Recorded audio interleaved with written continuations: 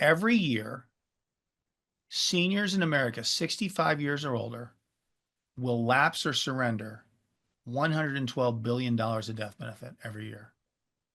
Every Wow. year.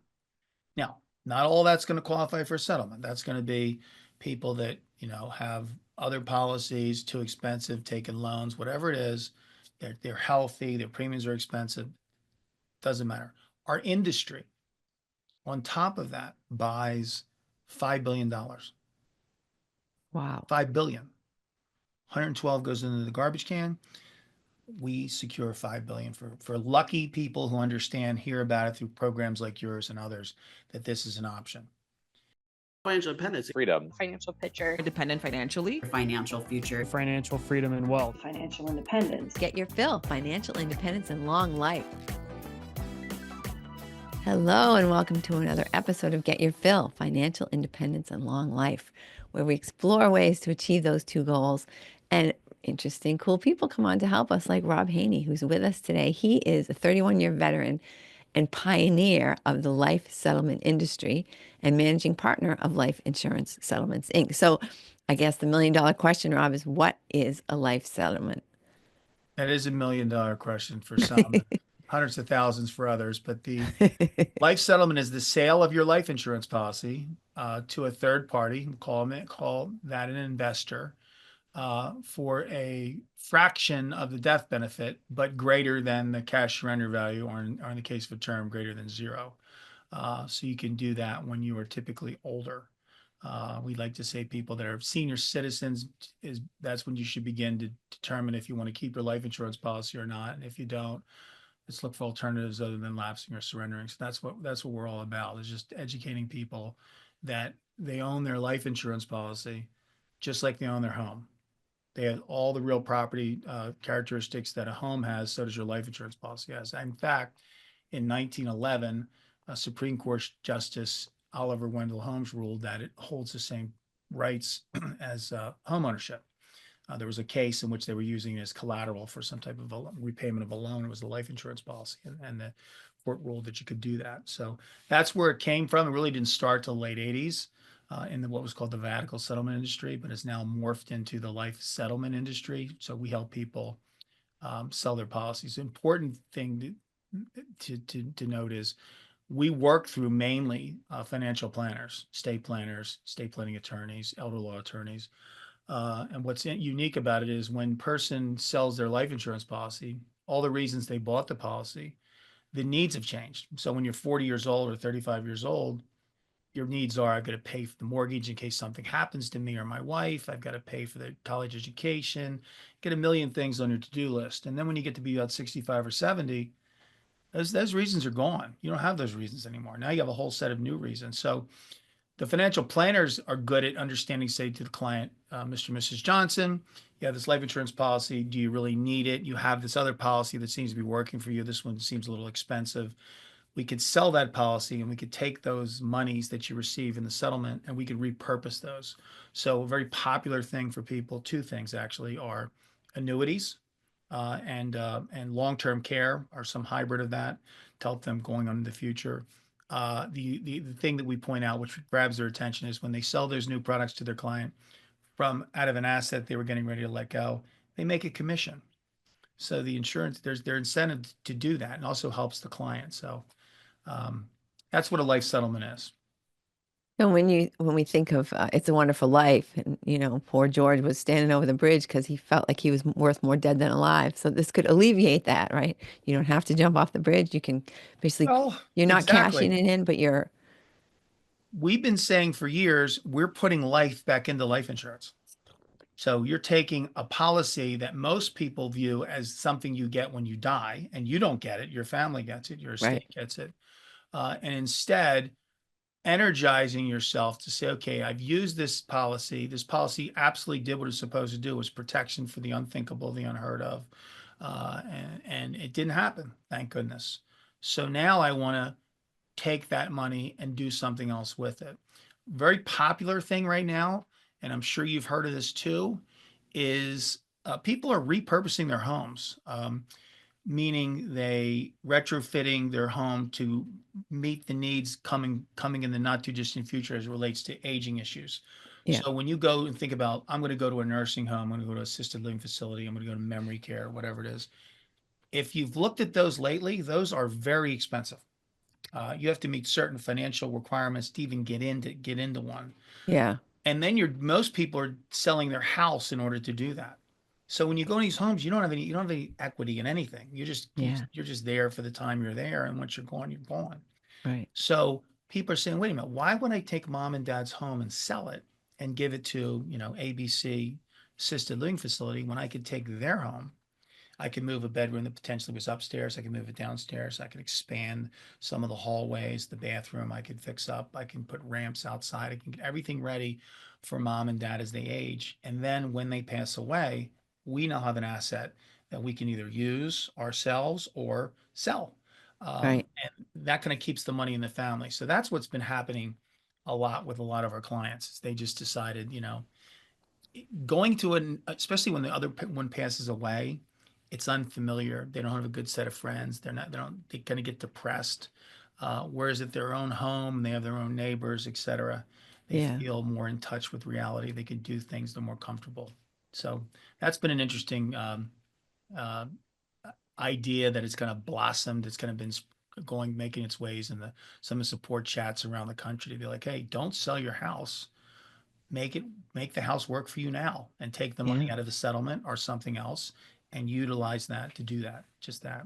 And it's Well, far less expensive than these houses. My mom just moved into one, and it blows my mind how expensive it is, and it goes up 10% a year. it's crazy. I know, and you could. I mean, if you own your home and you don't have a mortgage, you don't have much of a mortgage, you could easily use the money to, like you say, retrofit the home, bring in some help, right? I mean, there's just so much you can do with that Absolutely. 7, 10, 12, $15,000 a month that they're charging in those places. It's just ridiculous. No one eats the food. It's almost like college. I've twin daughters in Colorado. They hardly eat in the dorm in the cafeteria because the food, they don't like it. Yeah. And so all that money you pay, it makes parts of me, I feel sad when I say that, but it's like, if you don't like the food, you can't eat it. So Right. the same thing goes for there. You know what you like, you know what you're buying, you know what you're not overspending. If you don't feel good one day, you can eat or soup, but you don't have to go to the cafeteria. Yeah. So those are things that we're trying to, because people are living longer. I mean, that's Yeah. the one thing we've learned in our business is the life expectancies that people have today are far different than they were 15, 20 years ago. Yeah. So why do you think this isn't more widely known? Why do you think a lot of people are probably hearing about it for the first time right now? By design, the life insurance carriers, life insurance industry does not want you to know that you can sell your life insurance policy. They do not want you to know that. They want the policy to either lapse or you surrender it for your cash surrender value, which is just a payment back of the overcharging they've done in the first place. Um, and they go out of their way to create obstacles for it. For example, there are captive life insurance companies. There are broker dealers that still prohibit people under their purview from discussing it, which I just put into the category of criminal. Um, because if I had a fiduciary duty to my client, and I perceive fiduciary duty inside some of these broker dealers, and certainly when it comes to financial planning, but even Yeah. a captive insurance agent, the client's asking you for some advice as to what he or she should do. And you know about a life settlement, you know it exists. You definitely do because you take it to your education. There's questions about it every single time. Yeah. And you don't tell them, you're liable. We've Yeah. seen carriers, excuse me, I shouldn't say carriers. We've seen broker dealers get sued, their E&O coverage for lack of disclosure on behalf of their client. In one case, a broker dealer actually told all their reps to discuss life settlements if warranted. And he took it upon himself to say, doesn't look like it's going to pass. So he gave the client, I think the number is, I've told this story so many times, about $118,000 in cash, $5 million death benefit, right? So the client goes, okay, I'll take 118. Sure, I can't do anything else. Doesn't even know you can settle. Client's, no, I think this is it. So about a week and a half later, the client sees an ad on TV, calls the company, finds Yeah. out they would have given him 1.4 million. So, broker dealer again did everything they were supposed to do, rolled it out. We were there to educate. Other groups like mine were there to educate. So they knew this existed. He just did the math in his head and figured it wouldn't be worth it. And he probably at the time thought he was correct. I don't think he did it. I don't think there's any ill intentions on his behalf. Yeah. So we tell people, get a free non-binding appraisal from somebody who does this for a living. This is all I do. Literally. I don't write insurance. I don't write annuities. I just help people sell life insurance policies. So we'll go out and get that appraised. And if we come back and tell you there's nothing we can do to beat it, that's the best offer, then you know. And Yeah. you can paper that file so the client can see the commercial and say what happened. And you say, well, we went out and no one would give you money because your premiums cost too much. You're very, very healthy. You're 68 years old. You're too young technically to be healthy and sell a policy. All those boxes need to be checked. So how does it work on the other side? So somebody's willing to, so that in that example that you gave, the gentleman had $5 million upon his death. So someone buys that for 1.4 million and then they wait for that person to die, right? They're Correct. They basically become insuring the someone owner and else. beneficiary, meaning they have to pay the premiums. So Yeah. they're going to understand. They'll understand. That's why we'll run an illustration to determine what the premiums are going to look like. Yeah. So it works like this. Think about, if you will, I'm going to draw in the air here, a bell curve. That from here, day one to whenever that ends at 20 years later, 25 years later, that entire line is the life expectancy. So theoretically, everybody will die in the middle. That's where the bulk of the deaths will. If 100 lives are looked at for the same Yeah. LE, they're all going to die there. Some are going to die sooner, and some are going to live longer. So that's what the investor's looking to do, is to compile a portfolio. If I were to pick, and I'd be the worst person to do this, because if I pick, I can look at all the files I have today that are moving through the system. I could say, okay, let me pick the one person that I think I know the life expectancy, and I say that's this guy, Bill Thompson, and Bill's going to pass away in 14 years, no questions asked. Right? I just know it because I'm so smart. I know everything. He will live 28 years. That's just the way it'll work. But if I buy 100 Bill Thompsons, right, Right. they're all going to die at different areas. So that's what the investment is. Some people perceive this as ghoulish. It's the same as life insurance. They're doing the same thing. Yeah. It's It's no an more actual real ghoulish estate. than life The insurance. client is like, look, we don't care when you die. It's not up to you to die. Neither does the investor. The investors are institutions, right? They're pension funds, hedge funds, pools set up explicitly for this type of asset. It's an alternative asset. Many groups are required, pension funds, for example, are required to have alternative assets they can't be in. And looking at the stock market right now, you don't want to be just in the stock market. They Yeah. want to be diversified. So the reason a life settlement is a good investment for them, for their understanding, is it's uncorrelated. Meaning, Bill Thompson again. Bill Thompson's not a real person, by the way. I'm just making it up. So Bill's life expectancy is X. So the stock market goes down 1,000 points. S&P goes down, bonds go down, Treasury bill, it's all over the place, right? What happens to Bill Thompson's policy? Stays the same. Death Yeah. benefits Doesn't the same. his Premiums are the life same. expectancy is Life not expectancy stays the same. Yeah. So they have a stable asset. Is it going to be something that returns, 50% a year? No. But is it going to be something that's stable? It's going to be somewhere between 8, 10, 12%. That's great for them. Yeah. That's it. Yeah. That's Especially like you a say, portion of it's their portfolio they don't have to think about. So so is it just an institutional style investor? Could a normal person buy into normal some sort person of could fund? invest inside of a fund. Yeah, they could do that. So there's funds that are set up for what we call accredited investor. We don't recommend this for people who've got $10,000 in an IRA and they put all $10,000 in it. This Right. is not the investment because it's not liquid enough. You can't Yeah. get it if you Right. need it. You could, but you take a beating to do it. Yeah. So it's got to be for people that have large blocks of capital and/or there's investors that are looking to buy whole policies all the time, but it's hard to compete when you are competing against some of these funds they're more Yeah. agile, they're quicker to make the bid. They understand what they're bidding, first of all. I mean, Right. the great thing about a life insurance company and a bad thing about a life settlement company is for as far as the carrier is concerned is we don't pay, the industry doesn't pay what the carrier wants us to pay. Okay, we pay exactly what it takes to keep the policy death benefit level and the premium to be the minimum amount possible. So in other words, cost of insurance, COI, and Yeah. that's an acronym that's thrown around. That's what they pay. So when you look at it like a whole life or even a universal life, you're paying money for the premium, and then you're paying money to put money into an account. You can do that in your own bank. Right. You don't have to do that through an life insurance company. You can probably get a better Right. rate at the bank. It's easier to get in and get out of it.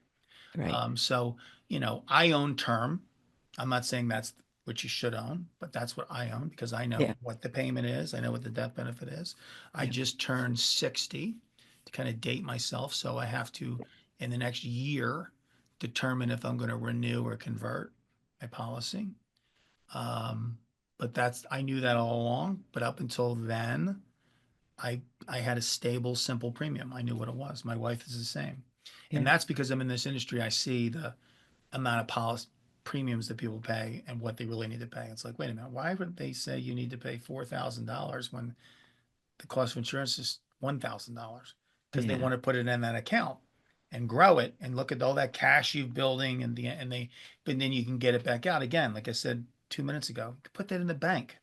Yeah. You can invest in, add it to your retirement account as opposed to the life insurance company. But having said that, I think this will kind of bring it full circle. I've been advocating for this forever. I think that if the life insurance companies will embrace us, and I think that time is coming, we're not going anywhere, and we don't affect their bottom line. Okay. If you suggested to the client at the very beginning that life settlements were an option later on down the road, that might be the reason they buy it. Right. That could be it. Might Yeah. not be it, but it might be it because certainly the accelerated death benefit is an option that came around because of us. That was during the 1990s. That was in response to the life settlement market, then the Vidical settlement market. So when you think about life insurance, this is where we get to the number why we're in a business that's still in its infancy. Okay. Every year, seniors in America, 65 years or older, will lapse or surrender $112 billion of death benefit every year. Every Wow. year. Now, not all that's going to qualify for settlement. That's going to be people that, have other policies, too expensive, taking loans, whatever it is. They're healthy, their premiums are expensive. Doesn't matter. Our industry, on top of that, buys $5 billion. Wow. 5 billion. 112 goes into the garbage can. We secure 5 billion for lucky people who understand, hear about it through programs like yours and others, that this is an option. So we got a long way to go. We are terrible marketers as an association. We're the worst. I mean, I can't think of any market that's worse than we are. We try, but we try and get the message out there. Again, you have to have a policy. You have to be of the right age. You've got to have the right life expectancy. There's a lot of things that go into checking these boxes to see if you Yeah. qualify. So it's like an actuary table that they're going to run you against to see Yeah, they're if going they to want to buy against the that, but policy. moreover, you're also your health. They're going to look at you as an individual person. They're not just going to Yep. put you in a bucket and go, "Oh, she's 68, she's getting this." She's They're out going of to here. say Gonna she's go any got day now. high blood pressure, she's taking too many. Sometimes we look at people take medicines. They Yeah. take so many pills, right? It's crazy Yeah. that some of the pills actually turn the other pill they're taking that's for one ailment and the one they're taking over here for this ailment, they negate each other. It's like a placebo. Yeah. It's now they're doing nothing for what they're trying to take the pill for. Right. And we're seeing a lot of people move away from medicines, holistic approach, healthier eating. That's what the John Hancock guy was talking about the other day at the show I was at, where he said at the very end of his presentation, right before I went on stage, which was absolutely ideal for me, that they do not want to pay death claims. Literally said it out loud. Out loud. And I went, that is amazing. That's like, usually you just pretend you're saying that without saying it. He flat out just said it. And at the end of the day, we know he's right. I'll give you the perfect example. 2008, 2009, financial crisis, subprime mortgage collapse, world economy in shatters. America takes steps to fortify the banking industry by giving out TARP money. Yeah. Toxic asset relief program. How much money did the insurance companies get? I don't know. Did they get None. anything? None. Yeah. Why would a giant corporation like that, who is in the middle of a financial meltdown, not need money? Because they didn't invest in stupid things the way the banks did. Well, they no, they didn't invest in stupid things, but they also have a business model where if you give them $100, they keep 90, and then they invest the other 10, and then pay that out as a death claim to those folks. So that's why they need any money. Insurance companies um, are invest in, what do you think they invest in more than anything else? Um, drug companies. Well, the building the drug companies in, they invest in real estate. Ah, there you Any go. city you any Smart. city, See? any city you go into in the country, I promise you, Yeah. as a percentage of ownership inside that city of some of the largest, most prestigious properties are going to be owned by insurance companies. And See then how smart people operate. They buy real estate. they buy real estate. And then if you go, I had the honor and the privilege of going to a panel discussion about settlements to a insurance linked summit, which was in Bermuda. And it is there that I learned that the insurance industry has a reinsurance industry, and how the reinsurance works is they just sell their risk to them at a premium, and then they basically just go sit back and relax. And they are they are even smarter. If you've ever been to Bermuda, if you haven't been, go. It's amazing. But they just literally, they bet on everything. So when you think about a sports book in a casino, and they're betting on, uh, preseason hockey and cricket and all this other stuff that you know nothing about, but you can bet on it. You know Yeah. what they bet on over there? The weather, Interesting. cat bonds. How many named hurricanes will there be? How many of them will be category 3 or higher? How many of them will hit the mainland United States? What will the damage be? These are over unders, and they start betting the second they put the line out, and that numbers move just like a sports book. Crazy. Wow. That And is that's how crazy. they pay for everything. So when you think like, we're going to run out of money, no, we're not, because that's how they make money. They have their own casino, and life insurance is right in there with it. It is a casino, but think about, if much like a casino operates, that 9 out of 10 people are going to lose at a slot machine, Yep. maybe more, right? That's how they make money. They don't make Casinos do not make money because Ben Affleck's betting $10,000 a hand on blackjack. He's got $10,000 and he knows when to quit. He doesn't need money. He's just doing Yeah. it because he just likes it. It's the slot machines. You're waiting for your husband. I'm waiting for my wife. We're sitting around. You see Wheel of Fortune. We throw a coin in there and we win. Like all of a sudden you've won $15, and now you're like, I'm going to become a millionaire. And you put it in there, and next thing you know, it's all gone. That's what they do. So life insurance is set up to be something that is literally one of the best things you can own. Absolutely, no. Without it, I wouldn't have a business. Just be honest with you. Oops, sorry about that. So having said that, as far as life insurance and being around, it's also something that could be even more valuable to clients if they knew you could do this, as I said earlier. So the John Hancock presentation, what was interesting about that is they were the first company, they claimed to be, at least the presentation, that's what's called vitality. So if you own a John Hancock policy, you can opt for the vitality option, which requires you to wear a smartwatch, count your steps, go to a gym so you can clock on your GPS that you're Yeah. at the gym and back. And if you do that and continue to keep it up, your premiums will lower, Interesting. because they think they equate You're that going to to live longer. you're going to live longer. Yeah. And I thought that was nice. And I'm sitting there, afterwards, I became friends with this guy because we had a lot of fun in my presentation, pointing out he didn't want to pay death claims. And he agrees with me. He said that the life settlements are absolutely something people should look to do, because there's nothing, it doesn't hurt them. So I'll give you another example, and then I'll shut up. Um, the people that get the life settlement sometimes will go through the process, and they're kind of like hesitant. They're not sure what they're doing, why they're doing it.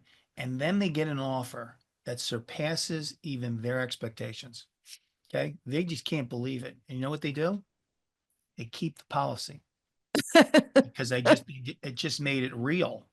it made it more valuable in their mind. They're going, well, if I can get 600,000 now, and I feel pretty good, I may keep it 2 or 3 years. I might get $800,000. Now they might, or they may not, but that's the interesting phenomenon about it. All of a sudden, this was a hunk of garbage they're throwing in the garbage can, and now all of a sudden, like, wait a minute, this is like, finding that picture frame at the yard On sale, an antique and you roadshow. and you rip it off, right? You're like, and there's a Van Gogh. So those are that's the interesting thing about it, and we're fine with that. Well, I have no problem. It's your policy. I just want you to know it's worth something. You're right. And once a client does this, especially someone that may come to us in a direct fashion, seeing a commercial on TV or seeing us online, they'll tell everybody they know, literally. Now, the person who's got $25 million policy, who's got a net worth of, $400 million, he doesn't tell anybody anything. He just takes the money and does something else with it. But the people with the smaller policies, there's more of a community involvement in that. They will tell everybody that they know, and you'll get calls. I'm Sandy. Cheryl said to call you.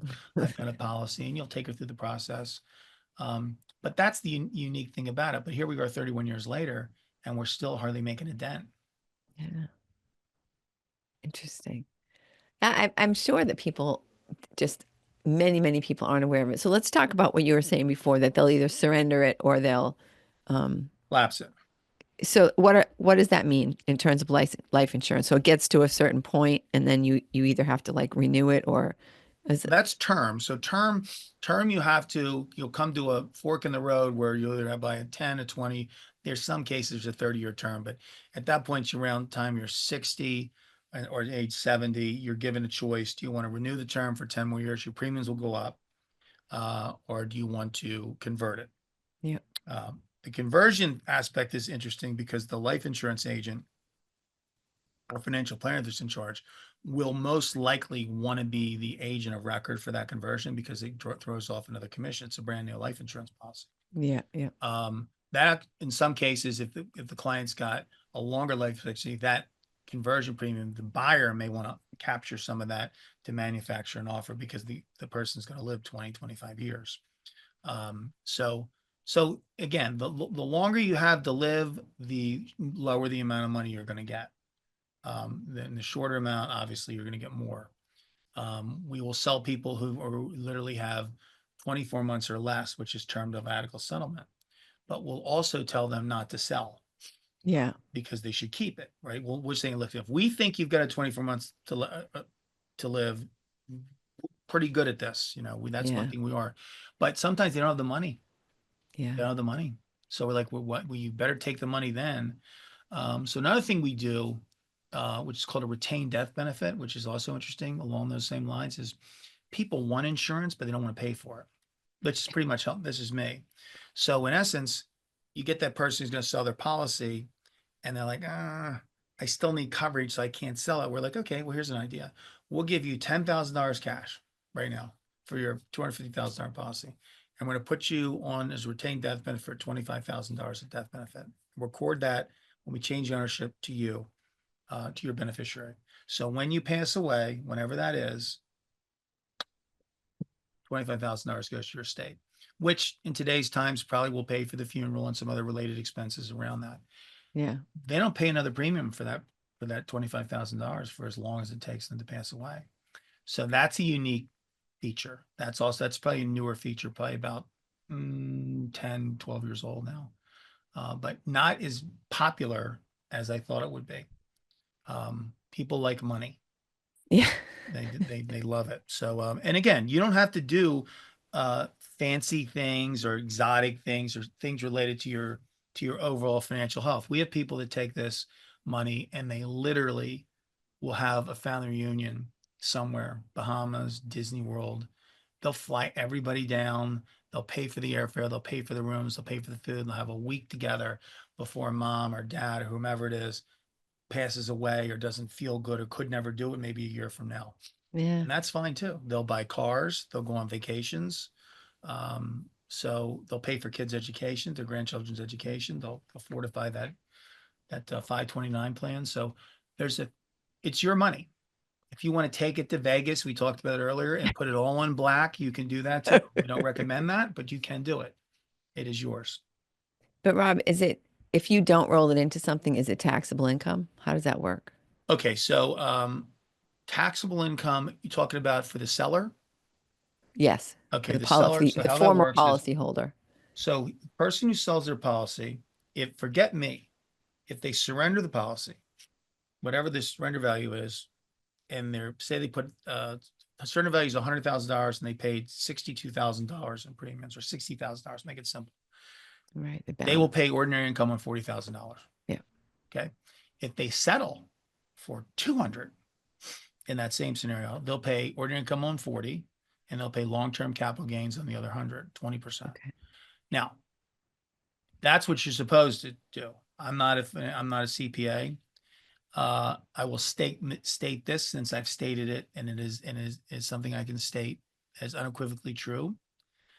I do not know any of my clients, and there's been tens of thousands of them, okay, who have ever been audited by the IRS as a result of a life settlement. I don't know it. Yeah. So what I'm thinking is, your CPA's got some, ability to use that to offset some other expenses related to that. Remember, return of basis is, is just return of premium. Yeah. And we tell everybody, though, we can't tell you what to do, but we can tell you what not to do, which is you should always talk to someone who handles your taxes, right? Yeah. That's the best person to address this, because they should know. Most of them do. Mine does. Mine knows more than he should know. But all your expenses, right? So what are those? There are people that will use the proceeds in exchanges and stuff like that, when they just pour it into if you will, another asset, another annuity, etc. There's ways to offset it. But yes, it is a taxable event. And but the reason I say that they don't get audited, I think, comes from the thing I'm about to say next, which is the investor who buys the policy will pay income tax on the profit. Oh, okay. So I think the IRS looks at, we're going to tax them here. So if we miss them over here, I'd rather tax these folks who are the investors than the individuals who need the money. I'm not saying that's what they think, but I think that's what they think. Well, Because otherwise maybe you'd be double taxing it. Right. Yeah, that makes sense. Cool. So, Rob, what else should we know? What what haven't I asked you that you think people really need to understand? Well, I mean, I kid all the time, and I ask people questions all the time, and say things like, for example, give me a good reason why you shouldn't tell your client about a life settlement if he or she asks. Like, what is the reason? If they have a policy that qualifies, if it looks good, give me a good reason to tell them not to do this. And over 31 years, I've yet to hear one. There isn't. So you don't have to sell. If you come Right. to the But at least talk to somebody and find out what your options are. Yeah, I mean, exactly. And that goes for anything, right? When you're going to go on a vacation, and the one person says, "Oh, I can get you in the front of the line at Disney World. All you got to pay me is, $5,000." And then you have someone else over going, "I can get you in front of the line, too." And you probably want to go over and ask them if it's less than $5,000, right? Or if it's real, or if it's vetted, or what their resources. Exactly. So always do your homework. Work with a company like ours. Not saying you have to work with me, although I recommend it. But like I said, I'm a member of LISA, which is Life Insurance Settlement Association. I'm the vice chair. I'll be the chair next year. You should work with a company that's a member of LISA. I'll say that much, because those are the companies that care and put a little bit of money back into the good faith effort of our association to raise awareness. We're doing a campaign right now through a couple outlets about educating people about this exists, right? $5 billion sell, 112 don't. So I bet we're missing people. And people, your audience right now, when they hear this, if there's going to be 5,000 people on it that listen to it, right? I will promise you 4,250 have never heard of it. Right. It's crazy. Yeah. And it's free. It doesn't cost you anything. Yeah, absolutely.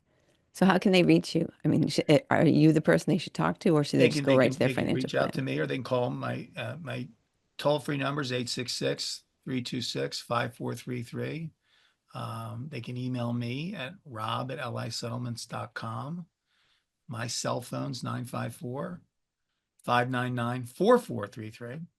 And if I can't help you, I've got plenty of other folks here at my office that can. We're open 24 hours a day, 7 days a week. So when it's convenient for you, it will be convenient for us. We get calls all the time on the weekend. That's when most people have actually time to think about things. Yeah. We'll be more than happy to answer your questions. And if we can't help you and we think but we can help you in some other areas, we'll let you know that as well. Excellent. Rob, thank you so much. Oh, my pleasure. Thank you. And all of Rob's contact info will be in the show notes.